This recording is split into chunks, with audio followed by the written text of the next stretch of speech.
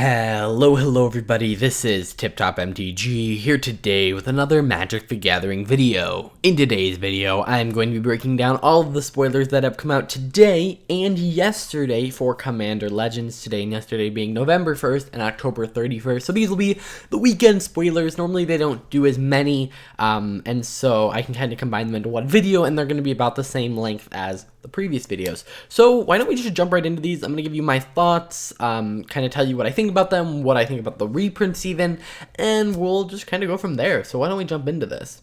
Starting off, we have Arden, Intrepid Archaeologist. It's a 3-cost white legendary creature, core scout, 2/2, and it says at the beginning of combat on your turn, you may attach any number of auras and equipment you control to target permanent or player, and then it has partner. So there are a couple things that I find very interesting here. First off, it lets you get to rearrange auras, but it also lets you rearrange auras on players, and so you kind of get this interesting dynamic, maybe inside of like a curse deck, that lets him kind of move it around. So if maybe it becomes less useful to have the curse on a curse on someone, you can kind of move all of them to a different player. And I think that is definitely interesting, or not even all of them, just a specific one. I think this works really well with the 0-cost Kobold commander we saw the other day, where, you know, he's a 0-cost 0/1 with like Menace, First Strike, and Trample, and you want to equip him with a bunch of equipment, but that can be kind of costly to do early game, so maybe you play this instead, and then it pays for equip cost, kind of. I don't know. The fact that it has partner means it has a lot of possibilities. Next, we have Armored Sky Hunter. It's a 4-cost white creature cat knight, and it's a 3/3 with flying. And whenever it attacks, look at the top 6 cards of your library. You may put an aura or equipment card from among them onto the battlefield. If an equipment is put onto the battlefield this way, you may attach it to a creature you control, put the rest on the bottom of your library in a random order. So when it attacks, you're kind of generating card advantage, you're free casting, and you are kind of auto-equipping equipment. So in an equipment deck, this works pretty well. It does need to attack, but it does have flying, so there's a high chance it can attack. And then when it also does attack, there's a high chance you may be able to equip an equipment to it to protect it as well. So yeah, I think if you're in an equipment deck, you're definitely running this, as it's kind of card draw for white. On top of that, it also is kind of free casting and kind of combat surprise as well. So yeah, I definitely think this is a good card. Also in auras, this works pretty well as well. Next, we have Fiction, also known as Factor Fiction. It's a 4-cost blue instant, and it says reveal the top 5 cards of your library. An opponent separates those into 2 piles. Put one pile into your hand and the other into your graveyard.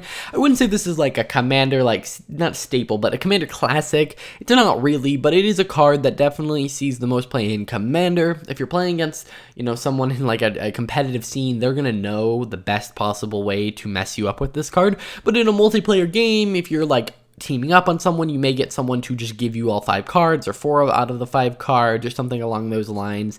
So yeah, this is a pretty awesome card, and I am kind of excited to see what other cards, because like this card creates interesting gameplay, and I'm hoping they do more cards like it in the future, and I'm excited to see if they do. More like your opponent gets to choose, which generally isn't good in a 1v1, because, you know, your opponent's always going to probably pick, if your opponent is, you know, equal level as you, they're going to pick the best situation for them. But yeah, I think in a multiplayer game, it's very interesting.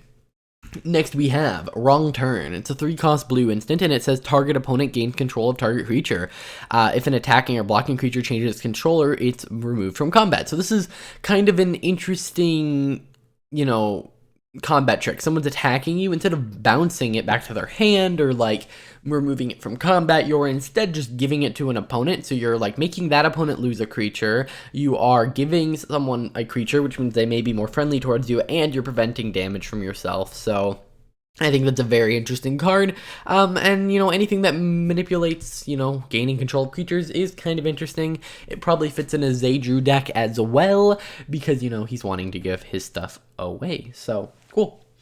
Next, we have Bitter Revelation. It's a reprint from Mystery Booster. It's a 4-cost black sorcery, and it says look at the top 4 cards of your library, put 2 of them into your hand and the rest into your graveyard. You lose 2 life. pretty good, just a generic black card draw spell, and I'm not saying black doesn't have any of these, but it's good to see and some more of them be more not accessible. It's already a common, but in limited, I'm sure this is going to be a pretty good card. Any card that can kind of cantrip and also get you another card, also known as a card draw spell, is pretty good in limited. Next, we have Sanitarium Skeleton. It's a 1-cost creature skeleton, 1/2, and you can pay 3 and return it from your graveyard to your hand. This has been reprinted, I feel like, a ton recently. I'm not going to talk too much about it. It's pretty generic, but in, say, a limited environment or a lower-powered commander group, this is a pretty good creature that can kind of just keep blocking for you if you need it, and can be, like, sacrificed a ton as well.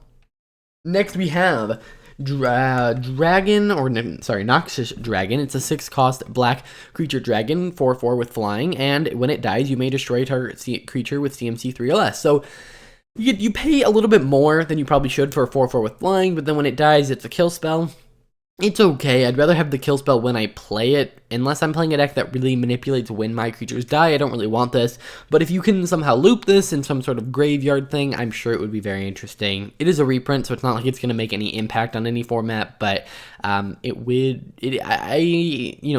it to my attention, I actually think there are some cool things you could do with it, with like maybe an altar and like a way to resurrect it. Next, we have Nadir, Agent of Twilight. It's a 6-cost black legendary creature elf warrior. It's a 3/3, and whenever a token you control leaves the battlefield, put a +1/+1 counter on it, and then whenever it leaves the battlefield, create a 1/1 token for equal to its power. So what's kind of interesting about this is that it kind of works well if you keep replaying him, because you have him on the board, your tokens are going to die, you get a +1/+1 counter on him, and then when he dies, he's going to kind of bring back those tokens from the dead almost, and then when you replay him, you're probably going to have more tokens than you had the first time, because he starts with 3 power, which means you're kind of gaining 3 tokens from it.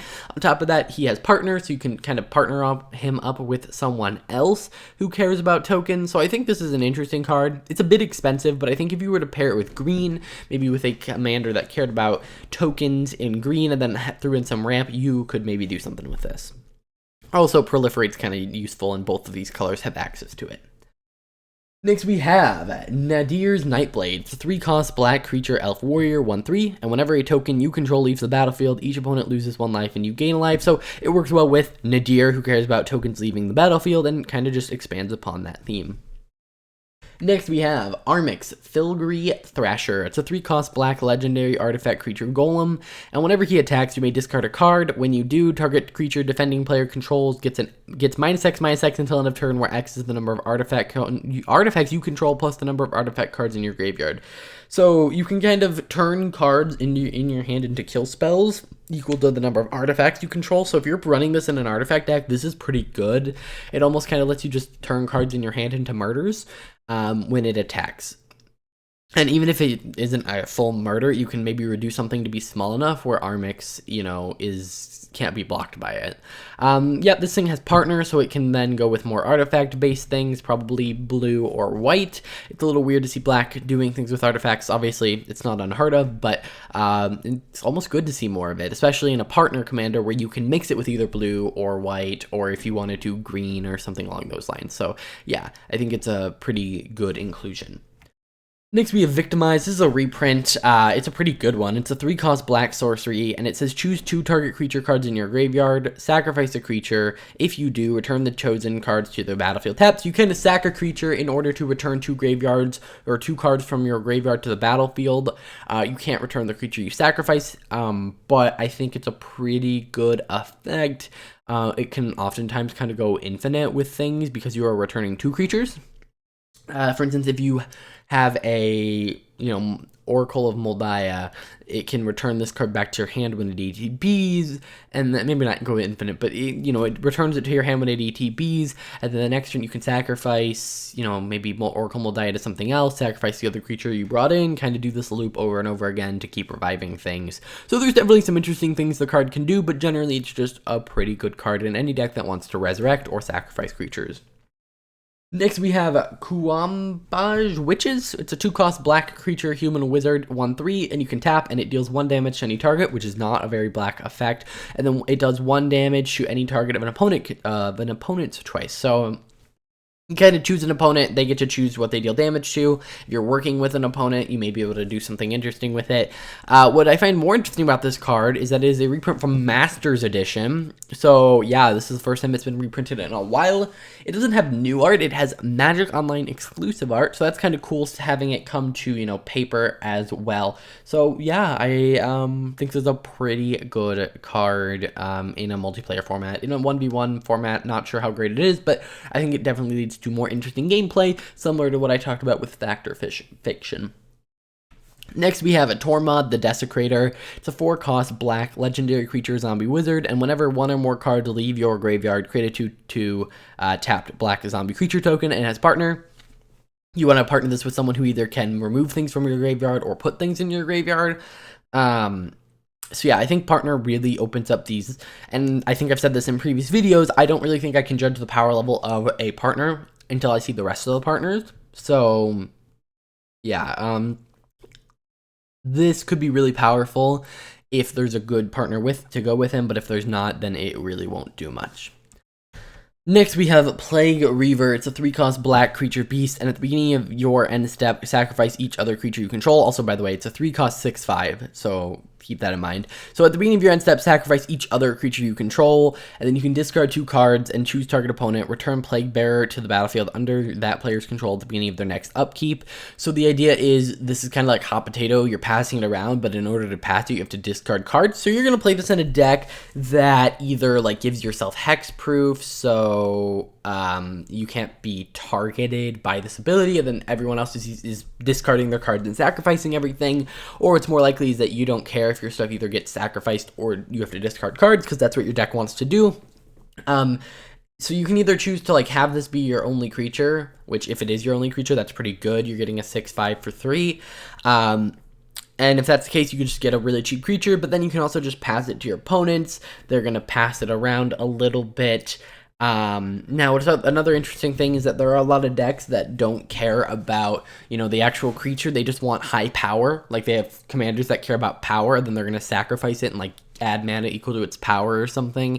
And in those decks, this is also a pretty good card. But I think, again, this is similar to Fact or Fiction, where you're kind of putting things in your opponent's control, which isn't a great thing, but it's a fun thing of, like, here's, you know, we kind of turn this game of Commander into hot potato.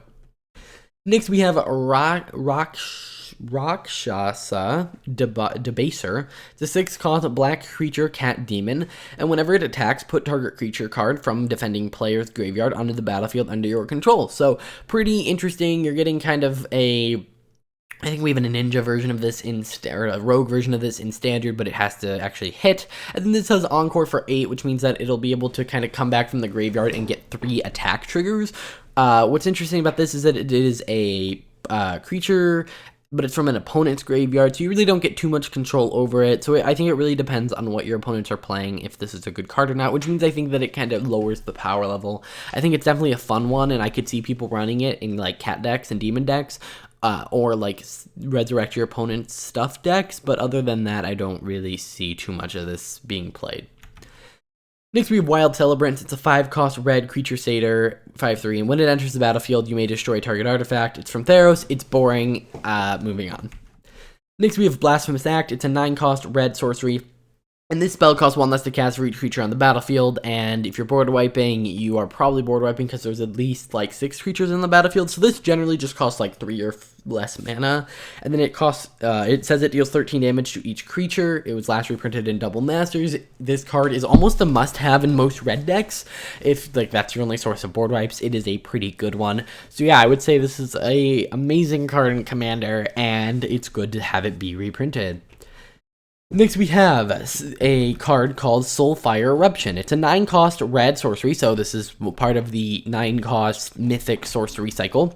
And it says, choose any number of target creatures, planeswalkers, and or players. For each of them, exile the top card of your library, then Soulfire deals damage to that target equal to the converted mana cost of that card. You may play exiled cards until the end of your next turn. So this does a lot. First off, it's choose any number of target creatures, planeswalkers, or players. So if your opponent has 15 creatures, you can just choose all 15 of them. Then you're going to reveal the top 15 cards of your library, and for each of them, you're going to deal damage equal to the creature that was chosen. But also, that directly turns into card draw. So it's removal, and it's also card draw, and that card draw grows depending on how many targets you have. And it's a very interesting card because of it. I don't know how amazing it is, although you are going to at least hit all of your opponents and every creature on the board, which is going to draw you a lot of cards, and you don't have to cast them this turn because you just spent 9 mana. You probably don't have the mana to cast them. Instead, you get to play them the next turn if you'd like. Pretty good card. It's a lot of fun. Next, we have Ancient Animus. It's a 2-cost green instant, and it says put a +1/+1 counter on target creature you control if it's legendary, and then it says then it fights target creature an opponent controls. So, cares about legendary creatures is generally going to be okay in, Commander, because there are generally going to be legendary creatures. But yeah, pretty generic and boring. Next, we have Fertility, 3-cost green creature elemental, and it enters the battlefield with 2 +1/+1 counters.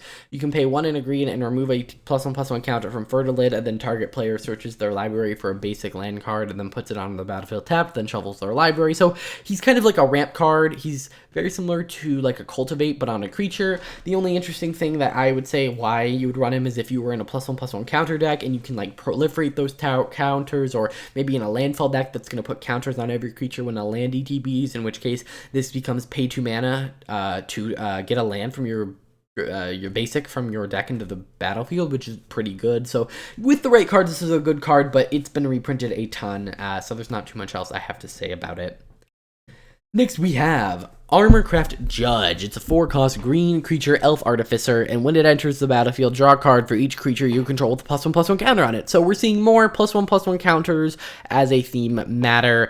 We've seen a lot of this actually in recent sets as well, so this is just a reprint that cares about that as well. It was reprinted quite recently, so this clearly is just for a limited purpose.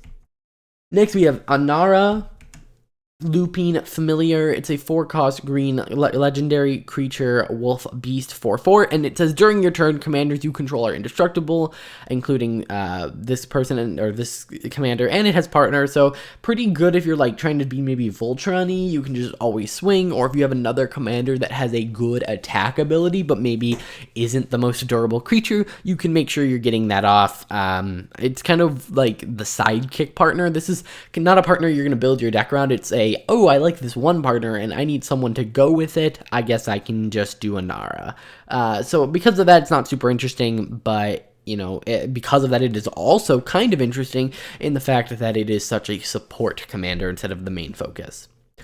Next, we have Slurk, the All-Consuming. It's a 6-cost green legendary creature ooze 0/0, and it enters the battlefield with 5 +1/+1 counters on it. Whenever it or another creature with a +1/+1 counter on it dies, put a +1/+1 counter on each creature with 1. So I assume it's, a creature with a +1/+1 counter on it dies, you're gonna now put a counter on every other creature you control with a +1/+1 counter. So yeah, pretty good. You're essentially like not saving the counters, but one of the issues with +1/+1 counters is you're putting these resources onto a creature and then your opponent can kind of 2-for-1 you, but this kind of helps that you out by kind of spreading it. The issue is they're just going to target Slurk, so you're going to want to partner him with someone who maybe can protect him or who does something else with +1/+1 counters.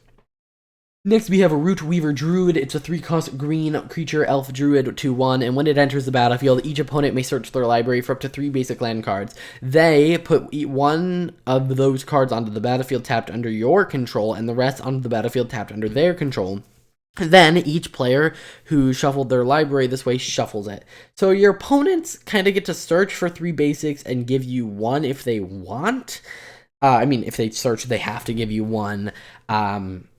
So it's kind of like you can ramp 3 with this, but you could also ramp 0. But if you ramp 3, your opponents are ramping 6. You are gaining the most out of everyone there, but yikes. I would rather run the whole temp with discovery card, which essentially just lets you tutor for a land, and then each other player may, and then for each one they do, you get to search for 1, and I think that's just a better effect in general. Next, we have Mud Ooze. It's a 4-cost green creature ooze, and it says oozes you control get +1/+1. And then at the beginning of your upkeep, if you control your commander, create a token copy of Mud Ooze, which is then going to boost up all your oozes. Because you'll notice this is a 0/0 that doesn't enter with counters. It enters with this boosting effect, so it's always going to be a 1/1. But then at your next upkeep, if you control your commander, now you have 2 2/2s, and then after that you have 4 4/4s, and then after that you have 8 8/8s, and it kind of gets really out of control very quickly because you're getting a copy, which means they're also going to duplicate. So yeah, pretty awesome card that I really want to throw in some decks. Next we have Court of Bounty, another card in the cycle. It's a 4-cost green enchantment, and it says when it ETBs, you become the monarch. And then at the beginning of your upkeep, you may put a land card from your hand onto the battlefield. That is already amazing. You are essentially just ramping every turn. But what makes it even better is that if you're the monarch, instead, you may put a creature or land from your hand onto the battlefield. Now, this is one of those cards that I think is better, like one of the better courts. If your court, yes, this is a crazy effect, and I think it's crazy enough to kind of negate the advantage of having it affect you instead of having it affect your opponent. But some of the courts affect your opponent, make them discard cards, which makes your opponent really want to attack you. They will spend extra cards to attack you if you're going to make them discard those cards anyway. So this kind of, yes, it boosts you, and it boosts you in it's such a high level that this probably doesn't happen. But if it's just affecting you, your opponents are less likely to be super duper aggressive about stealing the monarch away from you. I think they still will be because just throwing a creature down is insane. And the fact is, the card really isn't that great because you have to have it ETB, become the monarch, and then keep that monarch for a whole rotation, assuming you don't have any other effect to make you the monarch at instant speed. So yeah, I think the fact that it's at the beginning of your upkeep really limits the card, and it probably needed to be that way. So yeah, it's not crazy overpowered, but it is definitely painting a target on your back. Next, we have Apex Devastator. It's a 10-cost green creature, Chimera Hydra, 10/10, and it has Cascade 4 times. So you're going to cast this for 10, you're going to get a 10/10 and 4 other permanents from your deck. This is probably at the high end of your deck, so it's probably just 4 random permanents. Yeah, pretty good, and if you're running this in a deck with lots of Cascade, there's a high chance you hit another creature with Cascade, meaning you're getting close to 5 or 6 permanents off of this 10-mana card. If you're running a Cascade deck, I think this is probably running in it if it is green and ramping a bunch. Next we have Oracle, or Coiling Oracle, sorry. It's a 2-cost Simic creature, Snake Elf Druid, 1/1, and when it ETBs, reveal the top card of your library. If it's a land, put it on the battlefield, otherwise put it in your hand. So it's kind of a worse Risen Reef, but it is, a 2-drop instead of a 1-drop, or instead of a 3-drop, I should say. I don't know. I'm not a huge fan of this card, but I know a lot of people like running it. Next, we have Boros Charm. This is an amazing reprint. It's a 2-cost white and red instant, and you get to choose one of these effects. Either deal 4 damage to target player or planeswalker, so either get rid of a pesky planeswalker or get that final damage in. Permanents you control gain indestructible to protect you against board wipes, or target creature gains double strike. So you're either getting rid of a planeswalker, basically, protecting your stuff, or going for the win with that double strike. It does so many versatile things that Boros is really always going to want to do, so I think it's a pretty good card, and it's nice to see it be reprinted again. Next, we have Hans Eriksen. It's a 4-cost red and green legendary creature human scout, 1/4, and whenever it attacks, reveal the top card of your library. If it's a creature card, put it onto the battlefield tapped, attacking, defending player, or a planeswalker they control. Otherwise, put that card into your hand. When you put a creature card onto the battlefield this way, it fights Hans Eriksen's. So what's interesting is that you don't really have the choice. So when he attacks, you are getting a creature, and if that creature has more than 4 toughness, it's killing Hans, and that's a very interesting effect, because it is a very powerful effect if you can give Hans, indestructible or whatever. So I think this is a deck that would need to be finally built around, because, it is, he attacks, you get a random creature, so you probably want huge creatures to cheat on the battlefield, but then you also need something that's going to protect Hans himself. So, for instance, there are some cards that give your permanents indestructible when they ETB, so that would be a good one to fit with him. But yeah, I think this is a very delicate thing to build around, but I think it could be very powerful. Next we have Gonostro, Voice of the Crags. It's 1 and a blue, red, and a white. For a legendary creature Chimera, you can tap and choose 1, and X will be equal to the number of spells you cast this turn. And you can either scry X, deal X damage to target creature or gain X life. All very generic effects that aren't necessarily going to win you the game, but the fact is you only have to tap this, and it is definitely a storm-based commander. You're going to want to cast lots of spells, so if you're into that kind of thing, that is great, but it's not personally my thing, so I'm not a big fan of this card. Next we have Obeka, Brute Chronologist. It's a 1, a blue, a black, and a red for a legendary creature, Ogre Wizard. Tap, the player whose turn it is may end the turn, 3/4. So this isn't aggressive. You're not going to be using this against your opponent in a negative way because they can just say no. But you can definitely throw this in a deck with effects that, like, you know, steal creatures until end of turn, or at your next end step, bounce this creature back to your hand. You can kind of get around that with this commander, and there really hasn't been a commander for doing that sort of thing until this. And I think because of that, it opens up so many new doors, and I'm excited to see what people build around with this and what crazy cards can exist here. I mean, effects that maybe like make you lose the game at the beginning of the next end step, you can kind of just be like, no, actually, I'm not going to do that. And so I think there are a lot of really interesting things you can do with this, especially with like the cheap red extra turn spells that like you take an extra turn and then lose after those turns. You can kind of just take the extra turn, end your turn before end step, and then you don't lose. So yeah, very interesting. Next we have Ravos Soul Tender. This is a reprint. It is a white, a black, and 3 generic for a legendary creature, human cleric, 2/2 with flying, and it says other creatures you control get +1/+1. So very generic there. And then at the beginning of your upkeep, you may return target creature card from your graveyard to your hand. So kind of generic white black. It is actually going for about $23, which I was very surprised by. I was expecting this to be one of the lesser like played the partners because I like never see him played, but apparently he is pretty high up there. So it's nice to see him get a reprint. Of course, he is part of the original partner cycle, so that's why they have such you know, that's why he's here. Every single partner is here from the original partner cycle. Speaking of which, we have a Kiri Lineslinger. It's a 2-cost red and white legendary creature, core soldier ally, 0/3, and it has first strike vigilance, and it gets +1/+1 for each artifact you control, and then it has partner. So yeah, you throw this in with a bunch of artifacts, you get something kind of interesting. Again, it was part of the original partner cycle, that's why it's here. I didn't really need a reprint at $3.40, but of course, it never really hurts. Next, we have Durevi, Imperial Tactician. It's a green, a white, and a blue for a legendary creature, bird, wizard, and it has flying, and when it enters the battlefield or a creature you control deals combat damage to a player, you may tap or untap target permanent. Very kind of devastating, and then you can pay for and put him onto the battlefield from the command zone. The reason this card is like played is because he's generally a Staxy commander. He'll make it really hard for your opponents to cast things, and then kind of Durevi can get around the whole like issue of casting things because of that ability, and then on top of that, he can kind of start tapping things down if he really needs to, even at instant speed, by activating that ability at instant speed as well to put him onto the battlefield. So yeah, pretty good card, not needing a reprint, but it is nice to have it be seeing a reprint, especially in like a new frame, because this is the first time he'll be in the new frame.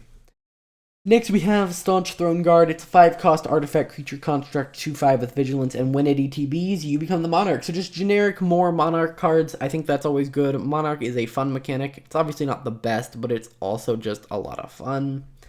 We have Filigree Familiar. It's a 3-cost artifact creature, fox, 2/2, and when it ETBs, you gain 2 life.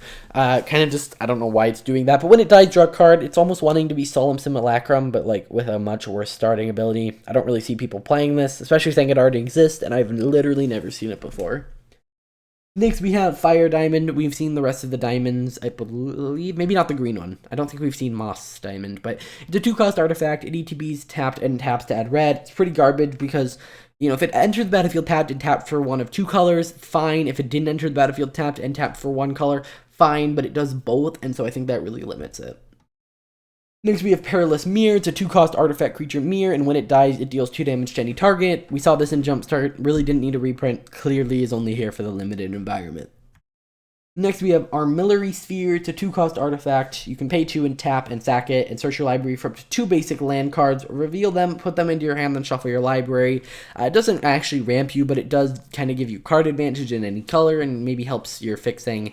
Honestly, would rather run something that just, you know, puts them straight on the battlefield. Next, we have Swiftfoot Boots. This is a reprint that is not much needed, but yes, much needed. It's a 2-cost artifact equipment. Equipped creature has hexproof and haste, and it has equip 1. This was last reprinted on the list, and it is just such a commander staple that every time it can be reprinted, it is a good thing. There are many decks. Any deck that really cares about having your commander in play and not having that interrupted will want to run this card, so it's good to see it be reprinted. And similarly, Thought Vessel is a pretty good kind of mana rock that's going to ramp you with colorless mana. However, it also gives you no max hand size, which can be good in a lot of different decks. Overall, guys, that's going to do it for this video. If you enjoyed and found this useful, please hit that like button. I will be covering the rest of the Commander Legends spoilers as we go through this week, and then afterwards doing a ton of content around it, whether it be talking about the most expensive cards, talking about great partner combinations, or just reviewing the set as a whole. Either way, if you enjoyed, hit that like button, subscribe to see all that future content, and I'll see you in the next one. Bye.